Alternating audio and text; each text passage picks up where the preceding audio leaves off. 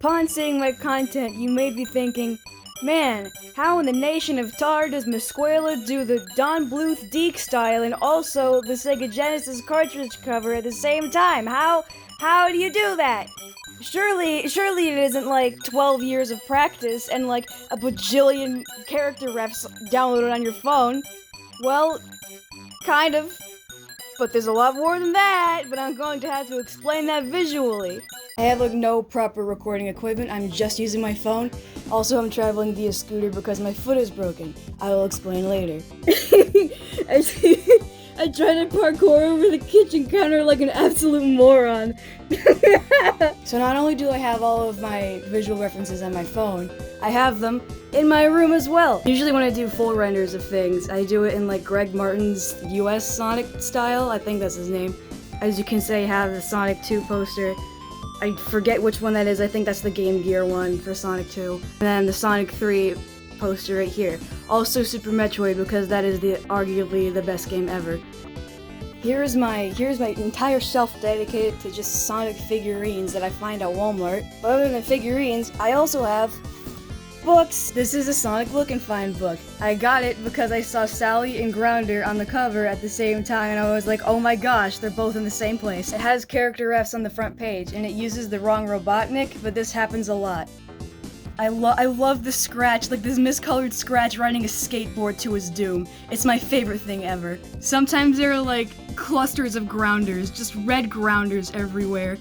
I just noticed this one on the plane. What is this? That's like green Grounder? What are you doing? Why do you look like a frog? I really like this one of him cutting down a tree like a woodchuck. Coconuts is just kind of sometimes here and it's really hard to find him. Diddley's usually in peril, but this one's my favorite. We got this one. It's the European Sonic comics. I love these pages. They are very good. You get screenshots from the game, and a pretty good design for Robotnik, which kind of combines both the cartoons and his classic look. Yes, another Greg Martin Sonic. Oh my goodness, the Sonic balloon. Is it the same one? I don't know. It's not the same one because that's the freaking. That was in America, you idiot. And you're like, oh, these are some pretty cool comics. Oh, I wonder what's gonna be on the next page. Ah! Oh my god, what is that? I even have this Sonic how to draw Sonic in the game. With the wrong Robotnik again. The copy I got has an erased. I love Megan, I can't read the last name, but like, they didn't erase it good. Now I'm wondering who this is and why did they confess their love in a how to draw Sonic book and then decidedly change their mind.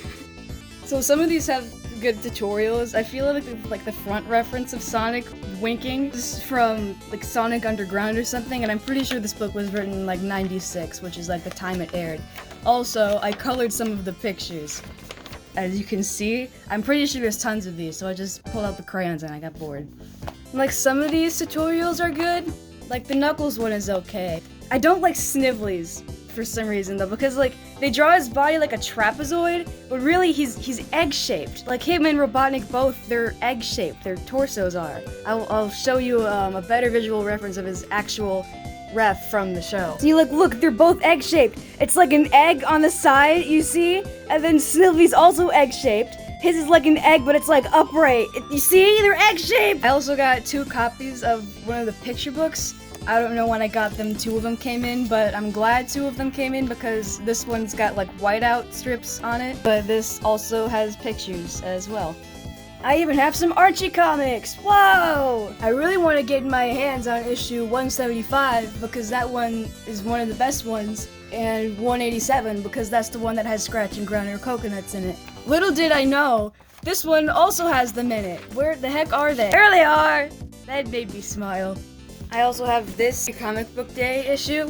I think I got this one at a garage sale, I can't remember. That's the issue I want! So like I'll use this one if I want to reference like this specific era of Archie, I guess, but I kind of want to collect them as well. Every 300 and something of them. I hate how they draw him here. Why did they give him a chin? Is that supposed to look like that? I wonder how many people read these comics that have never seen the cartoons and they just imagine them with completely different voices. I have this Ken Penders era issue. No one wants to see that, but I have it. So not only do I have Sonic books for reference, I also have these! I'm pretty sure they still sell the Steven Universe art books. I have no idea for how much though, but I need to show you something important. What the heck is the cluster? Why is it like that? I mean, I know what the cluster is, but what? Let's put this in a kid's show. I really like this little doodle of Steven right here. He looks like me. I also like this one of long neck lapis in Grog. I also have the end of the arrow one. This one's got a lot of words and pictures in it as well. I mean, it's great for like getting behind the scenes of stuff, especially just White Diamond's blank face. But if you want something more with pictures and less words, the movie book is where it's at. This one is almost entirely pictures, in some music sheets that have words on them, and some of Takafumi Ori's other friends' frames. It's so weird with her shorter pigtails, I don't like it. I really like this doodle of her so much. Like, these ones are so expressive. I use these in references sometimes. Oh, next page, okay. Sometimes you can tell it's Rebecca sketches just by looking at them. I really don't like Steg, but I like the Stegosaurus gimmick they almost went with. I don't like how the sheet music is just one page and then it stops and it's just the vocals. See, they have animation references in here too. They got like keyframes and whatnot. She was almost Shadow the Hedgehog. This is probably the thickest art book I own. This is the Splatoon one, just for Splatoon 1. It's got a lot of like things that are already in the game, like the scrolls, and a lot of just like prop design, like these things that just kind of hang over you in the lobby. But I mean, it's great for like prop and background reference. Like, man, I really need a ref of headphones, but I don't feel like just looking it up or whatever. I want a specific kind of headphone. There it is, because sometimes I'm weird and I don't like to look up headphone reference. Or just look at my own pair of headphones, because maybe I want a specific shape. Also, like, hello? Perfect ref if I want to draw the friggin' other guns and rollers? What was this gonna be? It's complete with its own comics. I really like this panel. Sometimes I'll impulse buy things and get a G1 model of a pony and say, wow, I really like the packaging on this. Because look at the clouds! Those are neat. And the 2D designs on the back. I've only taken this out of the box once. Speaking of like physical references and stuff, I also have a ton of VHSs and a VHS tape. And a CRT DVD player. I got DVDs of all sorts of animation companies, like Walt Disney. And I got a lot of Don Bluth as well, which is kind of the style that I'm going for, but I even have his bad movies, like A Troll in Central Park. But really, the best ones are these ones that you get at the thrift store and you have no idea what they are. Like this Hanna-Barbera Thumbelina. Which also, this Toad right here, he has the same voice actor as Nagus. Also, this Sleeping Beauty, which is by Star Maker. It reminded me of being like 8 years old on Christmas Eve, watching ABC's Christmas marathons where they have all their old specials like from like 1974. There are so many animation errors in this. Like sometimes they put cells in too early. Also, this Cinderella, which I thought was going to be another obscure one, but the person who sold this put the wrong VHS tape in. This is Walt Disney's Cinderella, not whatever the heck this Silurenda is. I also have a VHS Pokemon Sonic from SatAM. And Grounded the Genius from Adventures of Sonic. This is the sound my TV makes when you turn it on. Gotta love it. You're probably wondering what the heck is all this clutter on my shelves, and this is also probably the only time you're going to see it, so I'm going to show it to you. These are all my FNAF figurines. I only have the sister location ones because that's my favorite game, and I can't ever find the FNAF One Wave because all Funko wants to sell is their recolor LCs. I have some mystery minis. An Ennard and Exotic Butters car. I have a Nightmare Bonnie Funko Pop. I should have gotten the Withered Bonnie one because I can't find that one anywhere anymore. I rarely collect Funko Pops. I really don't like them. The only reason I collect them is if I can't find merch of them in any other form, which is why I have a lot of Steven Universe ones. These are some of my Pokemon toys from my childhood. They're mostly Univiregion. Also, yeah, that's a skinned I was gonna say furry, oh my god. I also have a skinned Furby in the corner. I have a Theodore kazoo. It doesn't work, but I have it. McFarlane Lego bootleg sets. I hate putting these together so much. The Peridot one falls apart all the time. They suck. Don't get figures of these. because they just fall apart. They look cool, but it's not worth it, trust me. These are all stickers I had to put on them. This is my Wings of Fire collection. Yes, I read this book series, it's amazing. It's like Warrior Cats, except instead of cats, it's dragons. Moving the Eevee pink out of the way. Also, I have Queenie McLight right here. If you don't feel like reading the first arc, well, you're in luck because I have graphic novels. I'm gonna get the latest one out. Sometimes I use this book when I can't remember how to draw dragons. As you can see, this one's my favorite. It's been very read. My favorite part is on chapter 29, page 333. If you know, you know. Like I said before, this is my Sonic shelf. I forgot to mention that I have one of these cards right here that's also a sticker. It has the cool bug facts on the back. It says, Robotnik loves eggs, especially raw eggs, which he eats with his hands. Ugh! If you're wondering what this rooster is, this is supposed to be Scratch. I was very surprised to find an E123 Omega, and all I need is a shadow, then I'll have all of Team Dark, and that'll be pretty cool, I think. These are my amiibos, which serve no purpose to me now, except for just look cool. As you can see, I'm mostly collecting the Splatoon ones, but I also have an Emmy, and it looks pretty neat. You use these amiibos in Dread if you're low on ammo and health. But I grew up on Super, I'm no baby. Here are all my dragon figures. You know how if you ever go to like your grandma's house and she has like all of those like figures of like cats and clowns or whatever? This is what my house is gonna be filled with when I'm like 75. These were some dragon masks that I made. That's Glory and Queen Scarlet. These are just those Jurassic Park masks that you find at Target. I've bedazzled this side of her face. And then I used cotton and hot glue and paint to make the screwed up part of her face. So there's Roxy. She's still just sitting there. I haven't made much progress on it so far. I really want to, but you know, foot. It be broken. Hate it. That's a Scratch puppet right there that I've made during the lockdown. It's not my greatest creation, but it's my first puppet, so I think it's pretty good for what it is. Speaking of Scratch, my mom also agreed that there's not enough merch of them, and she just got really into needle felting all of a sudden, and she made me this! Look at him! His crooked grin, I love it so much! Anyway, moving on from the visual arts, this is where all the musical magic happens, baby!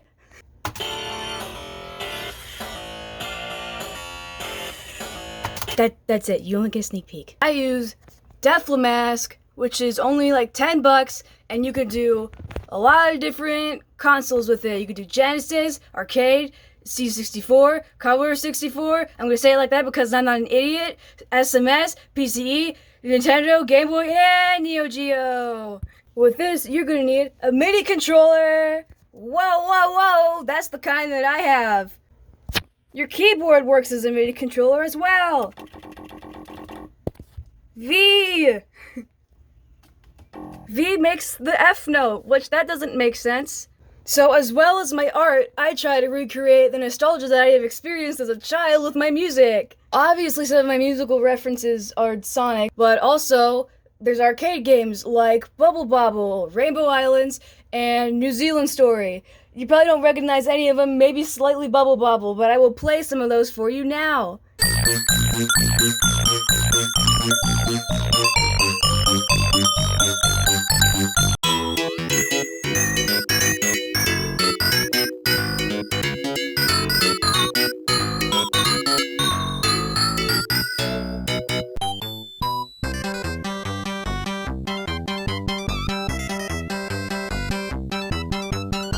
Like these are the bells I like.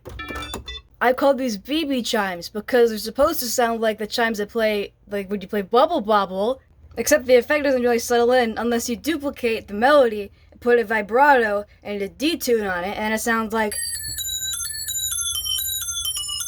That's pretty darn close! Kind of throws you in here without a tutorial, or a good tutorial at least. Imagine an entire row, like 2 measures. Like musical measures.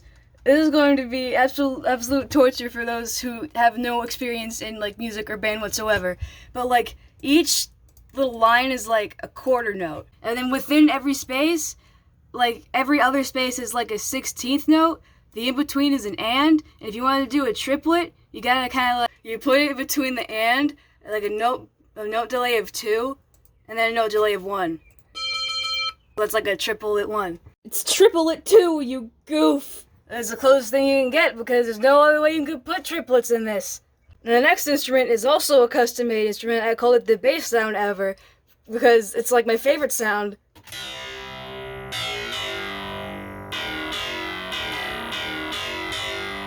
That's supposed to be Lava House from Sonic Spinball. It's not the same synth, but I didn't know what else to do with it. But that's my favorite bass sound. That's my favorite Sega Genesis FM sound. Oh my god. There's so many different strings. I'm just gonna play all of them. That's your first one. I have no idea how to hold my phone and then play it at the same time. I think that's my favorite string sound. This one and 3.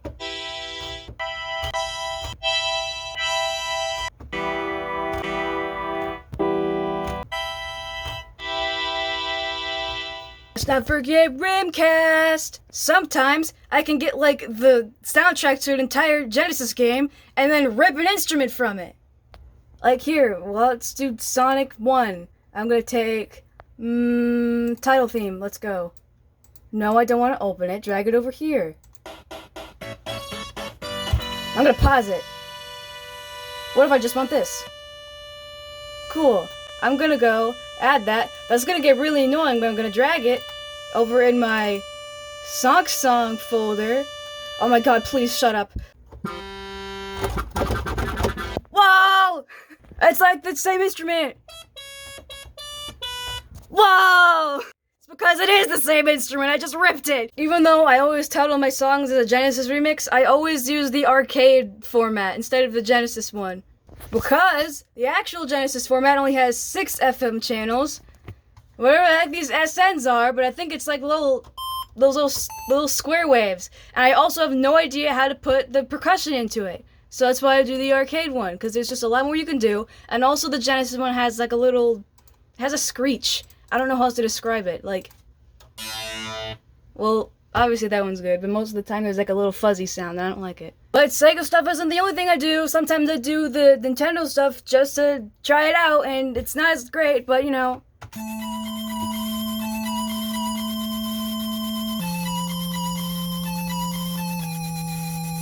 Don't worry, I've made a Sega version of that one as well. You'll see it soon. I've even tried the Game Boy version, which sucks even more.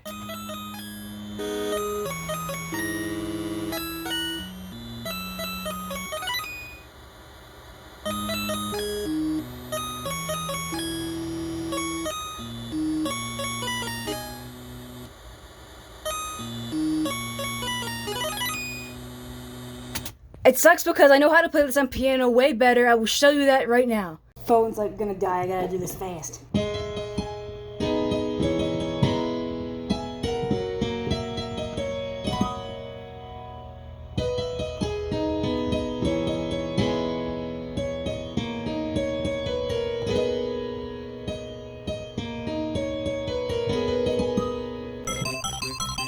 Pulling up Audacity. Yeah, that's right. This thing sucks, but that's good because that's the audio quality that I want. You were fooled. I have made my own custom noise sound. It is called Noise 2 because I made a first one and it wasn't good, so I made another one and put a 2 in front of it. That's what it sounds like. All I did was make 2 tracks, make one a sine wave, and then one just white noise. Kind of put them together, put a low pass filter over it, kind of up the bass a little bit. What I referenced it off of, you're not gonna believe it, VHS recordings. My mouth is really dry, that probably sounded terrible. For the music part, yeah, I'm still recording my computer with my phone. I don't know how to record it on my desktop computer. It sounds like this.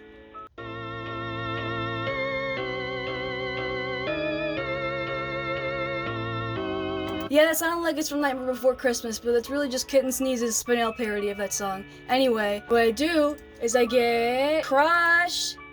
That's a plugin. It bit crushes stuff. I do that. But really, this is my standard bit crush level, but then I just kind of modify it. I usually lower the frequency and the resolution, pump up this bad boy to around here, and depending on like what instruments I use, if I use a lot of bells, it'll sound really clinky. I'll usually just drag this down a little bit, and you get more little wave things to help the freaking, what is it, the low pass. Speaking of low pass, you put a low pass filter on it. On top of that, you put some vibrato on it, but really really slight vibrato. This is kind of the range of the vibrato that I use, but I always alter it slightly. You top it all off, you put a change pitch, and it's usually minus 0.3 or 0.45 semitones. You'd think because I have perfect pitch this bothers me, but no, this actually is an advantage. Anyway, no, this is not what I animate on. I animate on my laptop. You see, what I do on my computer is I just watch YouTube, do Deathmask, sometimes play FNAF, and just kind of dink around with Source Filmmaker, and that's about it. Anyway, I'm getting really dehydrated. I'm gonna stop talking now.